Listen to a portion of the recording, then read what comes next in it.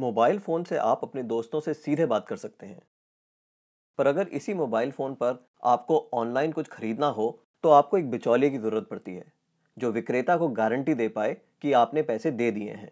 पर क्या यह मुमकिन है कि एक क्रेता और विक्रेता आपस में सीधे समझौता कर लें, बिना किसी बिचौलिए की सहायता के? ब्लॉकचेन नामक एक नई टेक्नोलॉजी ऐसा मुमकिन कर रही है।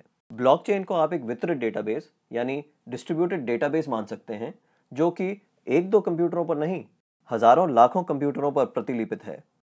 ब्लॉकचेन का हर एक कंप्यूटर हर एक रिकॉर्ड के पूरे इतिहास का वर्णन रखता है। यह डेटाबेस एन्क्रिप्टेड है, यानी हर एक रिकॉर्ड गोपनीय तरीके से दर्ज किया गया है। ब्लॉकचेन फॉल्ट टॉलरेंट भी है, यानी अगर इस सिस्टम में कुछ कंप्यूटर खराब भी हो जाते हैं, तब भी यह सिस्टम ठीक तरह से काम करता रहता है। ब्लॉकचेन डेटाबेस एक सार्वजनिक बही खाता यानी पब्लिक लेजर है, जिसमें कोई भी नए समझौते या रिकॉर्ड को दर्ज करने के लिए कई सारे साझेदारों की स्वीकृति की जरूरत पड़ती है।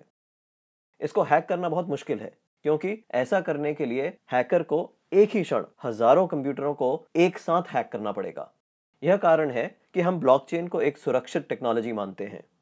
ब्लॉकचेन का पहला प्रयोग हुआ था 2008 में, जब बिटकॉइन नामक एक डिजिटल मुद्रा का आविष्कार हुआ। बिटकॉइन मुद्रा किसी देश, सरकार या बैंक द्वारा नियंत्रित मुद्रा नहीं है, यह एक डिजिटल मुद्रा है। अधिक जानकारी के लिए आप बिटकॉइन को गूगल कर सकते हैं। केवल मुद्रा या पैसे से संबंधित प्रयोजन के लिए ही नहीं, ब्लॉकचेन का प्रयोग कहीं भी हो सकता है जहां पारंपरिक रूप से विश्वास, भरोसे या गारंटी के लिए एक बिचौलिए की जरूरत है।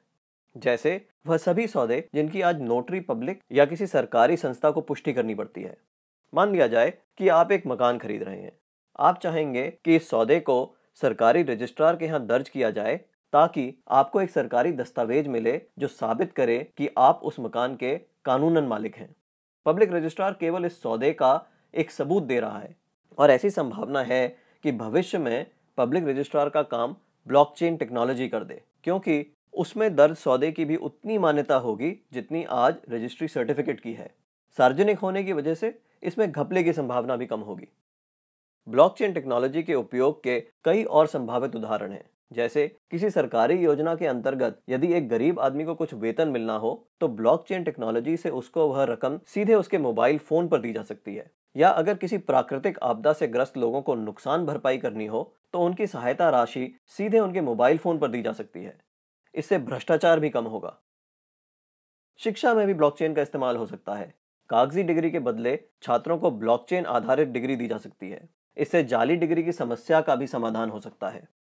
ब्लॉकचेन उन टेक्नोलॉजी में एक है जो 21वीं सदी की अर्थव्यवस्था में बहुत बड़ा परिवर्तन लाने की क्षमता रखती हैं। आपको ब्लॉकचेन टेक्नोलॉजी में क्या नया हो रहा है, इस पर नजर जरूर रखनी चाहिए।